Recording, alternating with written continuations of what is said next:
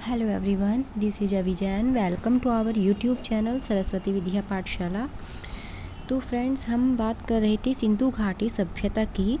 तो सिंधु घाटी सभ्यता में हमने पहले पढ़ लिया था हड़प्पा, मोहनजोदड़ो, ठीक है, ताम्र मुद्राएं वगैरह और सिलखड़ी पत्थर के बनाए गए मोहरे, इनके बारे में हमने पढ़ा था। तो आज हम किसके बारे में पढ़ेंगे? आज हम पढ़ेंगे ताम्र मुद्राएं के बारे में, ठीक है। तो ताम्र मुद्राएं के बारे में आज हम पढ़ेंगे। तो कुछ ताम्र मुद्राएं भी मिली हैं सिंधु घाटी सभ्यता से, जिन पर पशुओं की आकृति उत्कीर्ण है। किसकी आकृति उत्कीर्ण है? ताम्र मुद्राओं पर पशु की आकृति। तो इनका जो साइज रहा है वो 1.2 इंच, 0.5 से 1.5 इंच तक इनका रहा है, ठीक है। तो जो मार्शल है, मार्शल ने ताम्र मोहरों को किसकी संज्ञा दी है? ताबीज की संज्ञा दी है। किसकी संज्ञा दी है? ताबीज की संज्ञा दी है।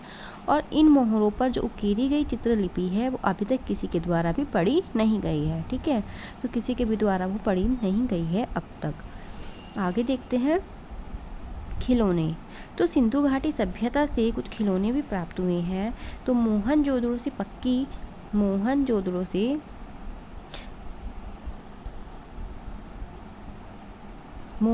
से पक्की मिट्टी के रोचक खिलौने प्राप्त हुए हैं, जिसमें क्या है? सीटियाँ हैं, पक्षी के रूप में सीटियाँ बनी हुई हैं और उनका आकार कैसा है? पक्षी का आकार है। झुनझुना है, पहियों युक्त चिड़िया है, रथ, पुरुष और स्त्री आकृतियाँ ये खिलौने के रूप में मिली हैं, ठीक है। आगे देखते हैं आभूषण व मनके। अगर आभूषण व मनकों की बात करते हैं तो मोहनजोदड़ो से प्राप्त आभूषणों व मनकों पर, ठीक है, किसका कैसी है? ज्यामितीय अलंकरण। कैसा अलंकरण है? ज्यामितीय अलंकरण है। किस पर है? आभूषणों व मनकों पर। इतनी सुंदरता से हुआ है, ऐसा लगता है कि जैसे किसी आधुनिक जोहरी के द्वारा गढ़ा हुआ हो, किसी आधुनिक जोहरी ने उसको बनाया हो, ठीक है। आगे देखते हैं लिपि। तो सिंधु सभ्यता में जो चित्रमय लिपि का विकास हुआ है, ठीक है। लिपि कैसी है? चित्रमय है, चित्र बने हुए हैं। तो जो ऐसी लिपि का विकास हुआ है जिसमें 396 चिन्हों का प्रयोग हुआ है। कितने चिन्हों का प्रयोग हुआ है? 396 चिन्हों का प्रयोग हुआ है। बात करते हैं अब हम वास्तु एवं नगर विन्यास कला की, ठीक है। तो इसका वास्तु एवं नगर विन्यास कैसा था उसके बारे में हम बात करेंगे। तो हड़प्पा एवं मोहनजोदड़ो वास्तु एवं नगर कला के श्रेष्ठ नमूने उत्खनन से सार्वजनिक भवन, इस राजप्रसाद, धान्यगार, स्नानागार, तालाब, समाधियाँ दोनों नगरों से उपलब्ध है। मोहनजोदड़ो से भी उपलब्ध है ये और हड़प्पा से भी, ठीक है। क्या क्या उपलब्ध है? उत्खनन से क्या क्या मिला है? सार्वजनिक भवन के कुछ नमूने मिले हैं, राजप्रसाद के, धान्यगार के, स्नानागार के, तालाब के और समाधियाँ, ठीक है। तो मोहनजोदड़ो से परकोटे व अट्टालिकाओं से युक्त दुर्ग, सार्वजनिक सीढ़ीदार गहरा जलाशय की सीढ़ीदार जैसे जलाशय है, उसमें क्या है? पहले सीढ़ियाँ हैं, सीढ़ियों के द्वारा जलाशय तक जाया जा रहा है। तो ऐसा सीढ़ीदार गहरा जलाशय जिसकी नाप क्या है? 39 फीट गुना 25 फीट गुना 8 फीट है, ठीक है। तो ये मोहनजोदड़ो का है। यहाँ पर परिवहन मार्ग व गलियाँ कैसी हैं? समकोण पर। कैसे? समकोण पर एक दूसरे से मिलती थी। तो क्या था? यहाँ पर जो परिवहन मार्ग व गलियाँ हैं वो समकोण पर एक दूसरे से मिलती थी। समकोण मतलब 90 डिग्री के एंगल पर, ठीक है। हड़प्पा का राजमार्ग 33 फीट चौड़ा था। कितना फीट चौड़ा था? 33 फीट चौड़ा था। वह ईंटों के फर्श बनाए गए थे। कैसे फर्श थे? ईंटों के फर्श थे तथा सुरक्षा व धूल आदि के बचाव के लिए मकानों के दरवाजे मुख्य मार्ग पर न होकर गलियों की ओर बनाए गए थे, ठीक है। तो जो हड़प्पा का राजमार्ग था वो 33 फीट चौड़ा था और जो फर्श बनाए गए थे वो ईंटों के फर्श बनाए गए थे और जो दरवाजे बनाए गए थे वो मुख्य मार्ग पर न होकर गलियों की ओर बनाए गए थे। किस चीज़ के बचाव के लिए? सुरक्षा रहे जिससे और धूल आदि के बचाव के लिए, ठीक है। तो गंदे पानी के निकास के लिए आधुनिक सीवर के समान ही जमीन के अंदर नाली तथा चौबच्चे बनाए जा रहे थे। गंदे किस चीज़ के लिए? गंदा पानी का जो निकास है वो होता रहे, तो जैसे आधुनिक सीवर बनाए जाते हैं उसके समान ही क्या बनाए जाते थे? जमीन के अंदर ही नाले और चौबच्चे बनाए जाते थे। तो सिंधु घाटी सभ्यता का सर्वाधिक महत्वपूर्ण केंद्र मोहनजोदड़ो रहा है, ठीक है।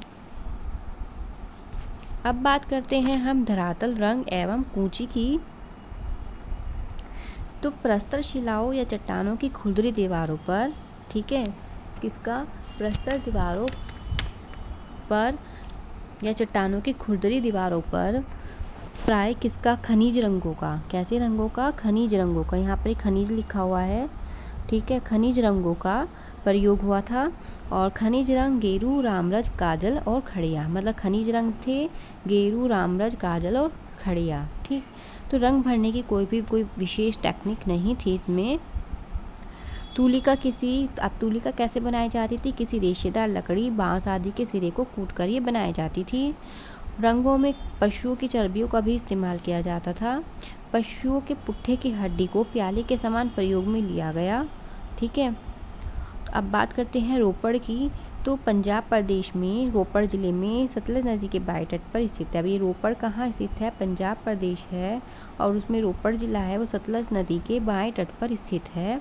और यहाँ पर सर्वप्रथम स्वतंत्रता प्राप्ति के बाद उत्खनन कार्य किया गया। और इसका आधुनिक नाम क्या है? इसका आधुनिक नाम है, क्या नाम है इसका आधुनिक? रूपनगर, ठीक है। और खोज इसकी किसने की थी? यज्ञदत्त शर्मा ने की थी 1953 में की थी। इम्पोर्टेंट रहते हैं ये चीज़ें, इम्पोर्टेंट तो मैंने सारी चीज़ें लिखी हैं, ये ज़्यादा वैसी नहीं लिखी हैं कि हाँ सब कुछ ही लिख दिया, इम्पोर्टेंट बातें ही हैं। तो ये खोज वगैरह इनका याद रखना, क्योंकि खोज पूछ ली जाती है कि किसके द्वारा की गई, किस सन में की गई। और कुत्ते को मालिक के साथ दफनाने का साक्ष्य भी यहाँ से मिलता है, ये भी इम्पोर्टेंट है। मोस्टली कई बार एनवीएस में क्वेश्चन पूछ लिया गया है, कुत्ते को मालिक के साथ दफनाने का साक्ष्य कहाँ से मिला है। और यहाँ की संस्कृति के 5 चरण मिलते हैं: हड़प्पा, चित्रित धूसर मृदभांड, उत्तरी काले पॉलिश वाले और कुषाण-गुप्त मध्यकालीन मृदभांड, ठीक है। और यहाँ प्राप्त मिट्टी के बर्तन, आभूषण, चर्च, फलक एवं तांबे की कुल्हाड़ी भी इसमें महत्वपूर्ण है कि ये यहाँ से मिले हैं। तो यहाँ पर मिले मकानों के अवशेषों से ये लगता है कि यहाँ के जो मकान हैं वो कैसे बनाए गए हैं? पत्थर से और मिट्टी से बनाए गए हैं। और यहाँ शवों को अंडाकार गड्ढों में, कैसे गड्ढों में दफनाया जाता था? अंडाकार गड्ढों में दफनाया जाता था, ठीक है। कुछ शवाधान से मिट्टी के पकाए गए आभूषण, शंख की चूड़ियाँ, गोमेद पत्थर के मनके, तांबे की अंगूठियाँ आदि मिली हैं, ठीक। अब बात करते हैं हम लोथल की। तो जो लोथल है वो गुजरात के अहमदाबाद ज़िले में भोगवा नदी के किनारे सरगवाला नामक गांव के पास में ये स्थित है। नदी कौन सी है? भोगवा नदी है। और लोथल कहाँ है? गुजरात के अहमदाबाद ज़िले में है। और इसकी खोज किसने की थी? रंगनाथ राव ने की थी, 1954 में की थी, इम्पोर्टेंट है। और नगर दुर्ग लोथल का ऊपरी भाग, ऊपरी नगर था नगर दुर्ग, ठीक। बाजार और औद्योगिक क्षेत्र, लोथल के उत्तर में एक बाजार और दक्षिण में एक औद्योगिक क्षेत्र था। अगर बात करते हैं बाजार की तो वो उत्तर में था लोथल के, और औद्योगिक क्षेत्र जो था वो लोथल के दक्षिण में था, ठीक है। मनके बनाने वाले, तांबे तथा सोने का काम करने वाले शिल्पियों की जो उद्योगशालाएं हैं वो भी प्रकाश में आई हैं लोथल में। और यहाँ से एक घर में से सोने के दाने, सेल खड़ी की 4, ठीक है, सोने के दाने और सेल खड़ी की जो 4 मोहरे हैं, सीप एवं तांबे की जो बनी चूड़ियाँ हैं, और एक रंगा हुआ मिट्टी का जार मिला है। क्या क्या मिला है? सोने के दाने मिले हैं, सैल खड़ी की 4 मोहरे मिली हैं, मोहरे मिली हैं, और सीप मिली हैं, तांबे की बनी चूड़ियाँ मिली हैं, और एक रंगा हुआ मिट्टी का जार मिला है, ठीक है। तो यहाँ से शंख के कार्य करने वाले दस्तकारों और ताम्रकर्मियों के कारखाने भी मिले हैं। शंख के कार्य करने वाले जो दस्तकार है वो, और ताम्रकर्मी, उनके कारखाने भी मिले हैं। तो नगर दुर्ग के पश्चिम की ओर विभिन्न आकार के 11 कमरे मिले हैं, जिनका प्रयोग दाना या मनका बनाने वाले फैक्ट्री के रूप में किया जाता है, ठीक है। लोथल नगर क्षेत्र के बाहरी उत्तरी पश्चिमी किनारे पर समाधि क्षेत्र, जहाँ से 20 समाधियाँ मिली हैं, ठीक है।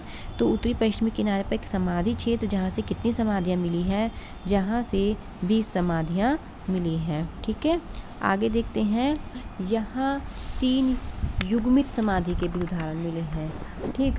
तो कितनी युग्मित समाधि के उदाहरण मिले हैं? 3। लोथल की अधिकांश कब्रों में कंकाल के सिर उत्तर की ओर प्राय और पैर दक्षिण की ओर था। ठीक है, जो कब्र है उसमें जो कंकाल के सिर हैं वो तो उत्तर की ओर है और पैर किस ओर थे, वो दक्षिण की ओर थे।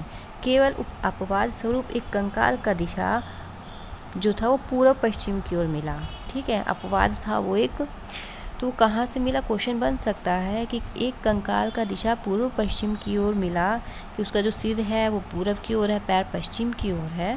ठीक है, तो कहाँ से मिला, वो भी लोथल से मिला, लेकिन ये अपवाद रहा है। वैसे कहाँ है, कैसे मिला है, उत्तर की ओर सिर मिला है और दक्षिण की ओर पैर मिला है। ठीक है, लोथल की महत्वपूर्ण उपलब्धि बंदरगाह के कारण भी थी। इस बंदरगाह पर मिस्र तथा मेसोपोटामिया के जहाज जो हैं वो आते जाते थे। ठीक है, मिस्र और मेसोपोटामिया के। यहाँ से फारस की मोहर, धान, बाजरा, पक्के रंगों से रंगा पात्र, घोड़े की लघु मृण मूर्तियाँ भी मिली हैं। ठीक है, क्या क्या मिली हैं, फारस की मोहर, धान, बाजरा, पक्के रंगों से रंगा पात्र,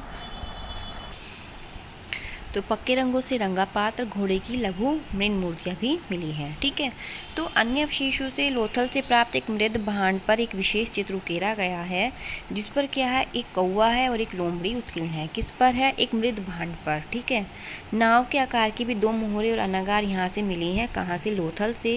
हाथी दांत तथा सीप का भी पैमाना मिला है लोथल से। दिशा मापक यंत्र भी लोथल से मिला है। तांबे का पक्षी, बैल, खरगोश व कुत्ते की आकृतियाँ भी लोथल से मिली है। ठीक है, तो यहाँ बटन के आकार की भी एक मुद्रा मिली है और मेसोपोटामिया की 3 बेलनाकार मोहरें भी यहाँ से प्राप्त हुई हैं। तो आटा पीसने के 2 पार्ट भी मिले हैं, जो पूरे सिंधु सभ्यता का एकमात्र उदाहरण है। तो आप इसको लाइन को भी अच्छे से देख लेना कि आटा पीसने के 2 पार्ट कहाँ से मिले हैं, सिंधु सभ्यता में लोथल से मिले हैं। और यहाँ की नगर योजना भी हड़प्पा मोहनजोदड़ो के समान ही थी। ठीक है, तो ये था आज का टॉपिक मेरा। और वीडियो को like, share and subscribe channel को ज़रूर करना। और ये NVS में बहुत मोस्ट इम्पोर्टेंट रहेगा आपके लिए। ठीक है, और वीडियो को शेयर करना बिल्कुल भी मत भूलना। Thank you very much.